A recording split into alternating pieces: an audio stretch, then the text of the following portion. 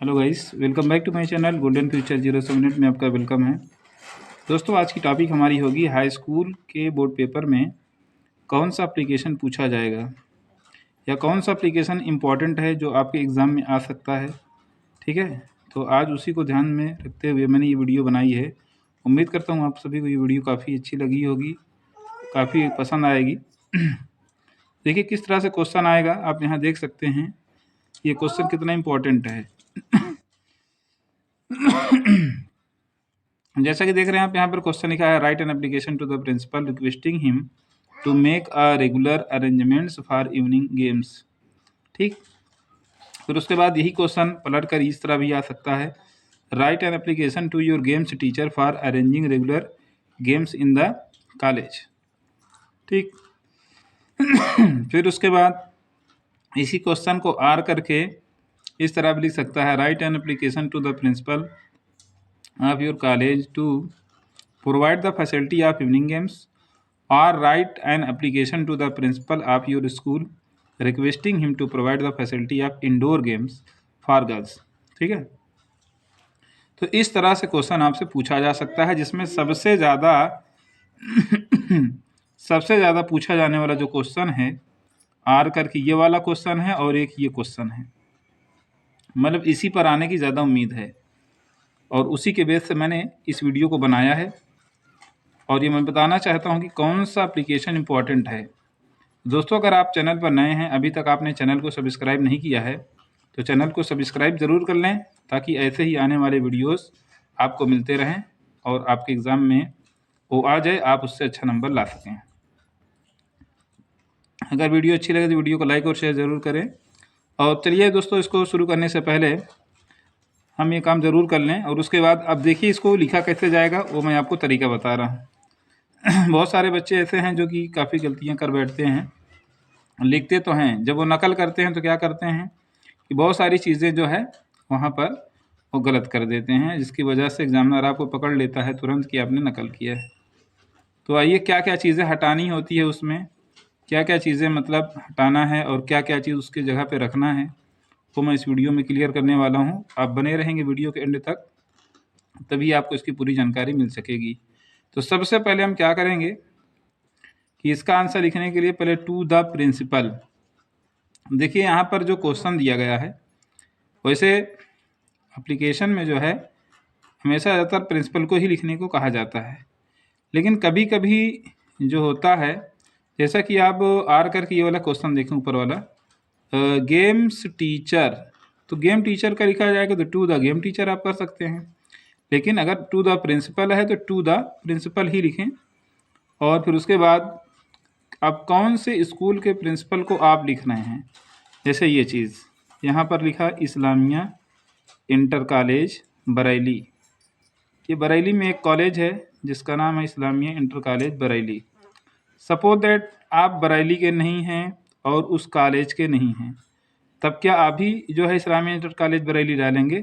तो नहीं, ये गलत है, और इसी से एग्जामिनर आपको पकड़ लेता है कि आप जो है नकल किए हैं, क्योंकि आप प्रयागराज इलाहाबाद के रहने वाले हैं, प्रतापगढ़ के रहने वाले हैं, और वहाँ से बोर्ड की परीक्षा क्लियर कर रहे हैं, और आप डालेंगे बरेली, तो मानी सी बात है आदमी तुरंत पकड़ लेगा कि आपने नकल किया है।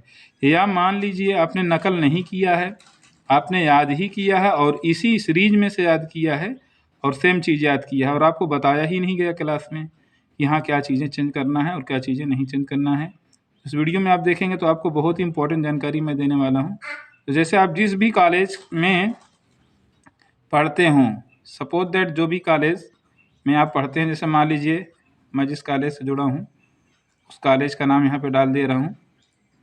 ठीक है, जैसे मैं GH इंटर कॉलेज यहाँ पे डाल दे रहा हूँ, तो उस कॉलेज का नाम है।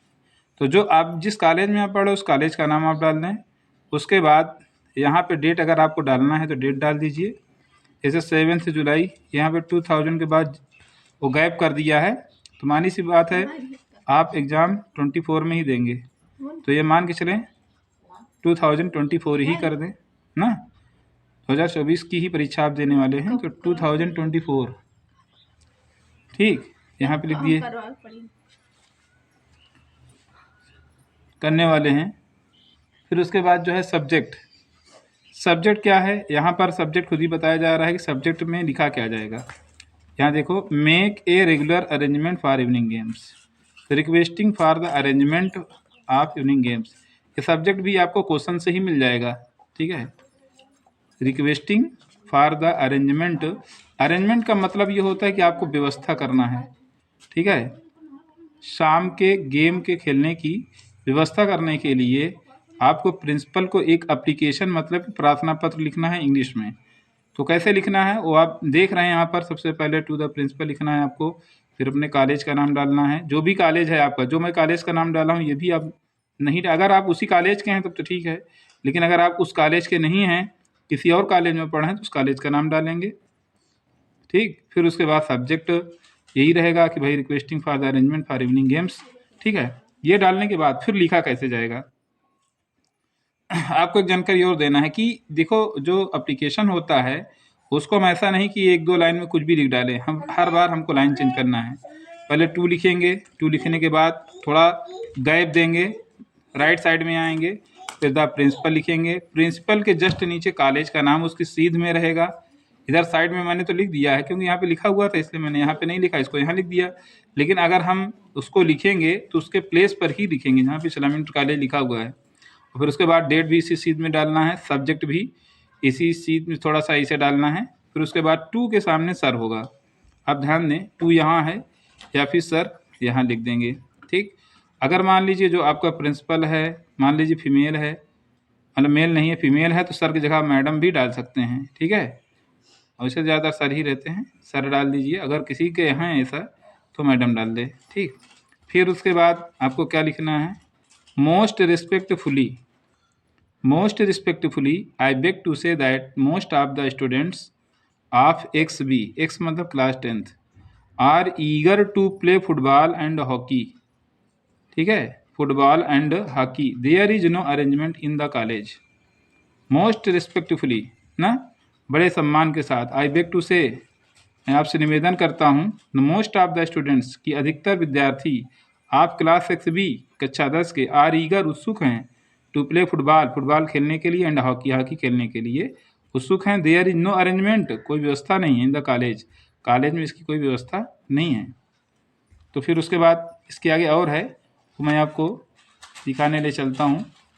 ये देखिए ऊपर इधर ये साइड में दिया गया है इसका, ये देखिए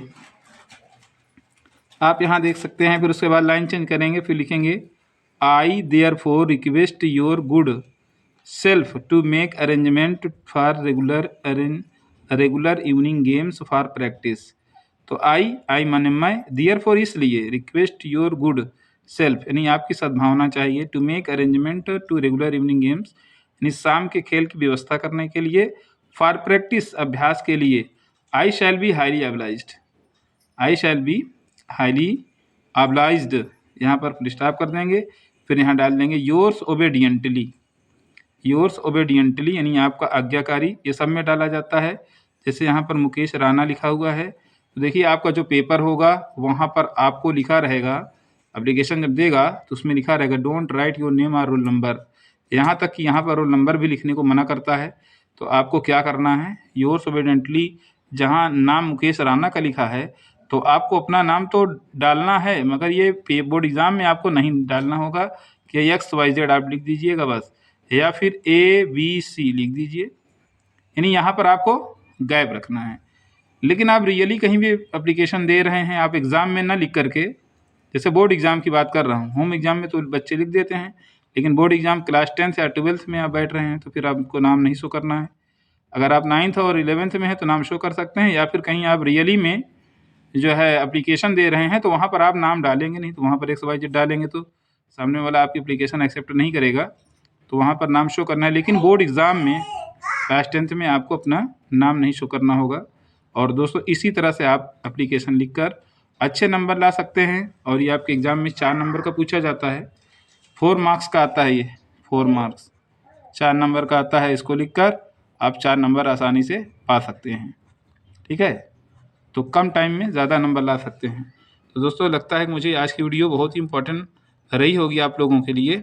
ऐसे ही हमारे चैनल पर आप आते रहेंगे तो आपको यूज़फुल वीडियो एग्ज़ाम से रिलेटेड आपको मिलती रहेगी, जिससे आप अपने एग्ज़ाम में अच्छे नंबर ला सकते हैं। और अगर अभी तक आपने चैनल को सब्सक्राइब नहीं किया तो सब्सक्राइब ज़रूर कर लें, ताकि इससे आने वाली वीडियो से आप जुड़े रहेंगे। बहुत बहुत थैंक्स, मिलते हैं नेक्स्ट वीडियो में। ओके।